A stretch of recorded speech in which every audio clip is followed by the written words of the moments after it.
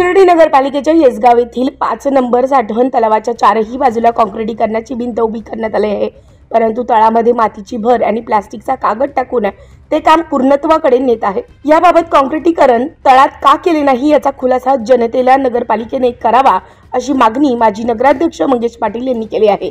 दुसऱ्या ठिकाणाहून पाणी या तळ्यामध्ये खालून सध्या आत येत आहे, याचा अर्थ लिकेजेस पर्क्युलेशन आहे। जर पाणी आत येत असेल तर निश्चित 5 नंबरचे तळे पूर्ण भरल्यानंतर पाण्याच्या दाबाने बाहेर पण पर्क्युलेट होऊ शकतं। तळ्याच्या खालच्या भागात काही ठिकाणी मातीची भर टाकण्यात आली आहे, त्यावर वाळू, बारीक क्रश, आर्टिफिशियल खडी टाकण्यात आली आहे आणि त्यावर प्लास्टिकचा कागद टाकून वर त्यावर परत मातीचा मोठा थर देण्यात आलाय। तर काही भागांमध्ये बारीक खडीमुळे कागद फाटेल म्हणून बारीक खडी आणि वाळू न टाकता पूर्ण मातीचाच लेअर दिलेला आहे। तसेच पाणी दुसऱ्या तळ्यामधून या तळ्यात खालून कुठे येतं ते बंद करणं गरजेचं होतं। तसं न करता पोकलेन मशीन आणि ट्रॅक्टरने ते पाणी झाकून देऊन त्यावर काम चालू करण्यात आले आहे। आधीच कोपरगावकर गढूळ आणि अस्वच्छ पाण्यासाठी 5 दिवसाआड आठवड्यातून एकदा, 15 दिवसातून एकदा तर 25 दिवसातून एकदाच पाणी असा त्रास या जनतेने भोगला आहे।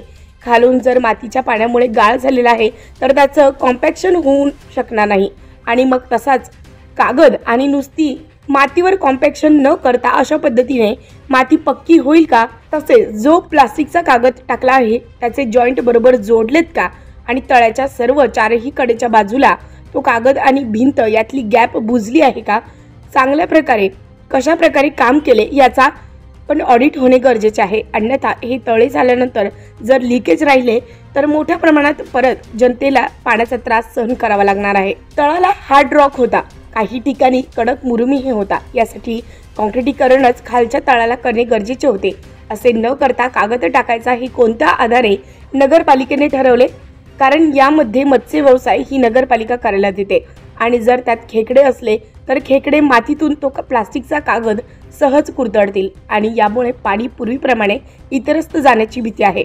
तरी नगरपालिकेने आणि जनतेने तिथे जाऊन अजून सुद्धा पाणी बघू शकता, पाणी कसं पर्क्युलेट होतंय आणि तळागाळातील काम, कागद, माती आणि बॉर्डर, भिंतीच्या आतला कागद ते भिंत कसं बंद करणार आहेत, जॉईंट करणार आहेत यावर लक्ष देऊन याबाबत जनतेच्या मनातील शंका निरसन कराव्यात। परत निधी मिळत नसतो। आधीच खूप वर्ष जनतेला पाण्या वाचून खूप हाल झालेली आहे। उत्तर महाराष्ट्र न्यूज नेटवर्कसाठी किशोर पाटणी, शिर्डी।